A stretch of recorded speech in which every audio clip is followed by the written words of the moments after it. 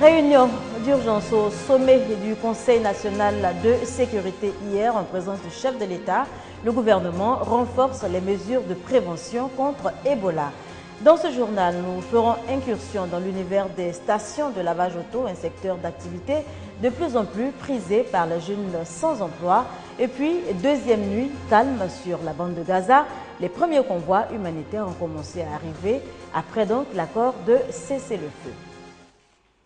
Voilà pour les titres. Madame, Monsieur, bonjour et bienvenue dans ce journal. La fièvre hémorragique Ebola continue de sévir en Afrique de l'Ouest. Plus de 1552 morts, un 6e décès au Nigeria. Des mesures drastiques sont donc plus que nécessaires. Les autorités ivoiriennes en sont conscientes, bien qu'aucun cas n'ait été encore détecté dans le pays. Une réunion au sommet du Conseil national de sécurité présidée par le chef de l'État a donc eu lieu hier. Il était question, entre autres, de renforcer les mesures préventives. Et le virus continue sa marche macabre pour tenter donc de le stopper. Réunion d'urgence ce jeudi même. Au Ghana, y participent les pays touchés, des pays qui ont décidé donc d'unir leurs forces pour venir à bout de Ebola. Autre chose à présent, après les enquêtes des auditions publiques, les victimes des crises ivoiriennes de 1990 à 2011 seront écoutées par la Commission Dialogue, Vérité et Réconciliation, CDVR, ce à partir du 1er septembre. L'étape cruciale qui aura donc pour objectif, entre autres, d'apaiser les victimes a été lancée hier. Le nombre des victimes des crises successives qui ont secoué la Côte d'Ivoire entre 1990 et 2011 est désormais connu. 60 000 selon la Commission Dialogue, Vérité et Réconciliation, en abrégé CDVR, et c'est au terme de ces activités d'écoute, d'audition et enquête sur l'ensemble du territoire pour établir la vérité. Ce sont donc à ces 60 000 victimes et leurs supposés bourreaux que la CDVR ouvre ses audiences publiques à compter du 1er septembre pour 2 mois. Il s'agira de concilier les concernés, les audiences visant pour les présumés auteurs de violences à avouer leurs fautes et demander pardon, puis pour les victimes d'obtenir réparation des préjudices subis. Nous ne devons pas cacher la vérité afin que chaque fils et fille de ce pays ne se tourne plus le dos en écoutant des politiciens égoïstes. Rendre justice pour consolider la paix et la réconciliation en Côte d'Ivoire, les audiences publiques, phase la plus visible et spectaculaire des travaux de la CDVR, sont soutenues par l'ONU. Sa représentation en Côte d'Ivoire souhaite toutefois des audiences sécurisées qui garantissent l'équité, la protection et la sécurité aux candidats à la comparution, des conditions déjà réunies selon le président de la CDVR. Ces audiences n'ont pas vocation à condamner ou à absoudre. En effet, la CDVR n'est pas une cour. Les commissaires ne sont pas des juges. Ces audiences mettront l'accent sur les procédures d'apaisement, de conciliation, de restauration du lien social et de revitalisation de la citoyenneté parce qu'il faut ressouder la nation et rétablir notre culture de la paix. Mieux, Charles Konabani explique que le processus engagé par la CDVR vise à promouvoir une société qui refuse la violence, l'esprit de vengeance et l'impunité, une société où le respect des droits humains devient une valeur cardinale. Ces audiences prévues pour se tenir ici à l'Ivoire Golf Club de la Riviera à Cocody seront retransmises en direct par les médias d'État. Reportage signé Léon Brou. Le ministre de la Solidarité, Anne Ouloto, apporte son soutien à l'équipe nationale de football féminin, qualifiée donc pour la phase finale de la CAN féminin. Une visite qui s'inscrit dans le cadre de la quinzaine de la solidarité en Côte d'Ivoire. On en parle avec Awa Sissé et Hamza Diaby. C'est en pleine préparation pour la Coupe d'Afrique de football féminin qui se tiendra du 11 au 25 octobre 2014 en Namibie que l'équipe nationale a reçu la visite de la ministre de la Solidarité, de la Famille, de la Femme et de l'Enfant. Anne Désiré Ouloto est allée s'enquérir des réalités du terrain et apporter son soutien et celui du gouvernement à l'équipe. Occasion également pour la ministre d'exhorter tous les Ivoiriens à accompagner leur équipe nationale à la victoire. Votre départ, n'est-ce pas, pour la Namibie approche à grands pas. J'ai voulu donc venir, j'ai voulu m'imprégner de vos préparatifs, savoir si vous êtes fin prête et quel est l'encadrement qui est mis à votre disposition pour que vous puissiez, vous aussi, faire rêver les Ivoiriens comme vos frères les éléphants. Nous sommes en plein dans la quinzaine de la solidarité. Je crois que les Ivoiriens devraient profiter de cette quinzaine pour apporter tout leur soutien aux éléphantes de Côte d'Ivoire. Les joueuses de l'équipe nationale saluent cette visite de la ministre. Elles entendent donner le meilleur d'elles-mêmes lors des phases finales de cette 9e édition de la Coupe d'Afrique de football féminin. Aujourd'hui, de la voir venir nous surprendre aux entraînements comme ça, vraiment, ça nous fait chaud au cœur, quoi. Donc, pour ça, là, on va se battre encore aux entraînements pour qu'à la CAN, il y ait des retombées. La présidente de la commission de football féminin, elle aussi, se dit confiante. Les filles sont allées se qualifier sur le terrain des championnats en titre. Donc je pense qu'elles ont les moyens. La fédération est en train de mettre les moyens à leur disposition. C'est ce qui se passe là. Elles s'entraînent régulièrement. Je pense qu'elles savent pourquoi elles sont là. Elles vont se battre pour cela. Un stage bloqué en Afrique du Sud du 21 septembre au 8 octobre mettra fin à la préparation de l'équipe nationale pour la Coupe d'Afrique de football féminin. Cette préparation sera suivie d'un match amical avec l'équipe de l'Afrique du Sud.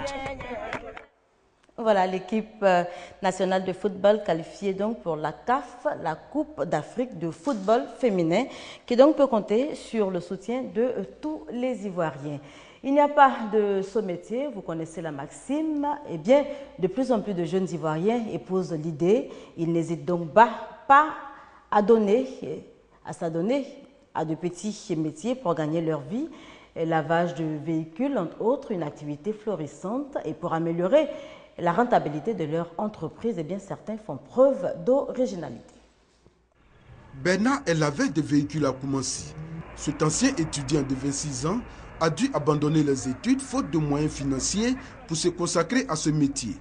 Comme on le dit, il n'y a pas de saut métier, on arrive à s'en sortir. Au lieu d'aller demander toujours les 100 francs, les 200 à les parents, il est mieux de se prendre en charge ici. Comme Bernard, Aboubakar Yeo et Didier Kobena refusent d'être à la charge de leurs parents. Tôt le matin, ils quittent leurs différents domiciles pour se retrouver ici, dans ce lavage auto artisanal. Après le temps, on ne peut pas voir la famille à la maison, on n'arrive pas à manger.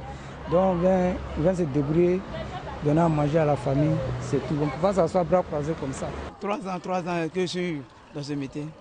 Ces jeunes laveurs de véhicules dans l'exercice de leur métier sont souvent confrontés à des difficultés.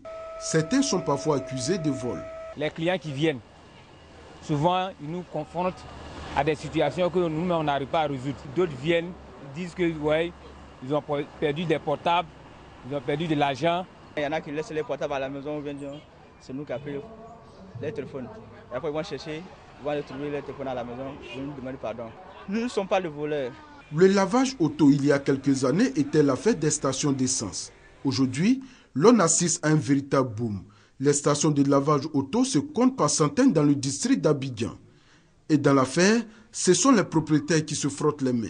Le samedi, les dimanches là, on fait près de 85 à 90 000, quelquefois 100 000, mais les autres jours là, 50, 45. C'est une entreprise qui a été créée par mon petit frère qui a fait l'Europe, l'Italie. Bon, on a eu un site à la Riviera Palmeraie, puis Angré. Les lavages auto sont devenus de véritables PME. Certains opérateurs économiques ont décidé de faire de ce métier leur activité principale. Et ils se sont donné les moyens en construisant des stations ultramodernes. Et la plupart de leurs employés sont même préalablement formés au lavage auto. Yopougon quartier Maroc, cette station de lavage auto est un véritable car wash dans le style américain. Toutes les commodités sont réunies avec des équipements à la pointe de la technologie. On y trouve même un bar qui permet au client d'attendre la livraison de son véhicule dans des conditions agréables. le personnel s'occupe correctement des clients. Là vous voyez, bon, je suis installé dans un petit coin là, en train de savourer ma petite sucrerie, en attendant qu'on finisse l'entretien de mon véhicule. Si hier le lavage des voitures était une activité reléguée au second rang, les choses ont considérablement changé aujourd'hui. Le secteur emploie des milliers de personnes et participe même au développement économique du pays. Voilà, un reportage signé Nou Sangaré et Herman Niamien. Insécurité grandissante à Madagascar, un fait divers sanglant fait la une dans le pays. Les voisins et les proches sont toujours sous le choc. Les pleurs et l'incompréhension accompagnent le retour des 2 corps dans la maison. Raymond Christian Jacques, un sexagénaire, ancien militaire français, et son beau-fils, Toki Ramaroson, 33 ans, ont été tués lors de l'attaque de leur maison. Quand les bandits ont ouvert la porte, mon fils a appelé au secours. Ils l'ont agressé avec violence et ils lui ont tiré dans la jambe. À l'étage, on a compris qu'il se passait quelque chose. Mon mari a pris son fusil de chasse. Quand on est descendu, les bandits lui ont tiré dans la tête. 8 bandits armés de kalachnikovs, de pistolets et d'armes blanches ont pénétré par effraction au milieu de la nuit dans cette maison du quartier de Fenoarivo, une zone rurale dans la banlieue sud d'Antananarivo. Les 2 hommes de la famille, tués ou blessés, ils ont alors fouillé la maison et pris bijoux, argent, portable, ordinateur, avant de se perdre dans la nuit. Quand je suis venu, le portail était ouvert. J'ai regardé, il y avait du sang partout dans cette pièce. Toki était encore vivant. Il a dit qu'il était faible, très faible. Les gendarmes sont arrivés trop tard sur les lieux de l'attaque. Les brigands étaient déjà loin. Nous avons reçu l'appel tard car ils avaient emporté tous les téléphones. Nous les avons poursuivis avec les villageois en nous fiant aux aboiements des chiens. Nous n'avons pas assez de personnel et les bandits sont aussi bien armés que nous. C'est notre plus grand problème. Une telle violence est une première pour ce quartier. Mais dans la capitale, chaque semaine, des braquages ont lieu. Malgré les promesses de multiplier les patrouilles, l'insécurité ne cesse de se propager. En France, François Hollande face aux ambassadeurs ce jeudi matin. Le président français a donné, lors de la traditionnelle rentrée diplomatique, les grandes lignes de sa politique, les maîtres mots de son discours, la lutte contre les djihadistes de l'État islamique. François Hollande qui appelle à des actions coordonnées. Deuxième nuit calme pour les Gazaouis. Le cessez-le-feu conclu entre Israël et le Hamas semble respecté sur la bande de Gaza. Un premier convoi humanitaire du programme alimentaire mondial a même pu entrer à Gaza. Au 50e jour d'une guerre qui aura fait plus de 2000 morts palestiniens et 70 côté israélien, les 2 parties sont tombées d'accord pour l'instauration mardi soir à 19h d'un cessez-le-feu illimité. L'accord prévoit un allègement du blocus et un mois d'accalmie sur le terrain avant l'ouverture de véritables négociations. Dès l'entrée en vigueur, le Hamas a profité pour célébrer sa victoire avec ses militants sur l'occupant. Partout, des scènes de joie. Je veux m'adresser directement à l'ennemi sioniste. Ce que vous avez subi dans la récente bataille, ce n'était rien. Nous avons beaucoup d'autres surprises à vous montrer, ce que sont vraiment les combattants des brigades Al-Qassam. L'organisation, qui était affaiblie au début du conflit, jouit d'une aura auprès de certains pays arabes pour sa résistance à l'ennemi sioniste. Le Hamas n'a pas plié. Pour la première fois depuis le début de la guerre, les dirigeants islamistes sont apparus en public. La résistance se fabrique toute seule. Il y a des millions de mains. Il faut résister et prendre les armes. Il ne faut pas dépendre des autres. On ne peut compter que sur soi-même. Côté israélien, il y a quand même malaise. Malgré les bombardements massifs, les résultats sont loin d'avoir atteint les espérances à la fois des militaires et de la population civile. Tsahal prévoyait une opération éclair et briser les infrastructures du Hamas.